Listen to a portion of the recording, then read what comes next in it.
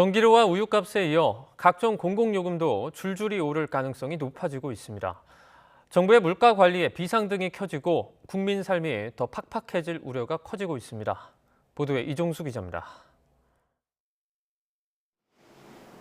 다음 달 8년 만에 전기요금이 인상됩니다. 정부와 한국전력은 오는 12월에는 내년에 적용할 기후환경요금을 올릴 것으로 보여 전기료 추가 상승 부담이 커졌습니다. 다음 달에는 우유값이 5% 올라 빵과자, 먹거리 줄 인상이 예고됐습니다. 여기에 주요 공공요금 인상 요구가 잇따르고 있습니다. 정부 내에선 15달째 동결돼 온 도시가스 인상이 우선 검토되고 있습니다. 산업통상자원부 관계자는 원료인 LNG 가격이 빠르게 오르고 있어 11월 도시가스 요금 인상 요구를 기획재정부에 전달했다고 말했습니다. 철도요금 역시 인상 필요성이 제기되고 있고 도로공사는 고속도로 통행료 인상을 정부에 건의하겠다는 입장입니다. 이 밖에 버스, 지하철, 택시 등 대중교통요금, 상하수도 요금 등 지방 공공요금도 인상 가능성이 제기되고 있습니다.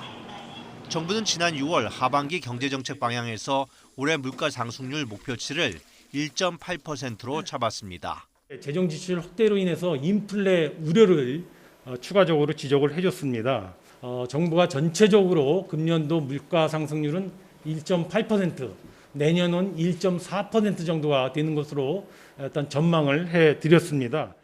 하지만 소비자 물가는 하반기 들어 7월과 8월에 2.6% 상승하는 등 지난 4월부터 5달 연속 2%를 웃돌았습니다.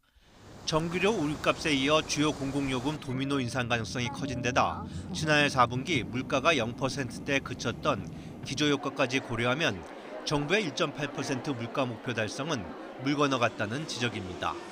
실제로 한국은행은 지난달에 올해 물가 상승률 전망치를 1.8%에서 2.1%로 올렸습니다.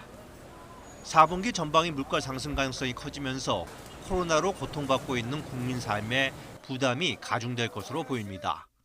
식료품 상승에 머물고 있던 물가 상승이 전반적으로 확대되고 있는 상황이어서 서민들의 가처분 소득을 악화시켜 이후 경기 회복에도 부정적인 영향을 미칠 가능성이 있다고 생각됩니다.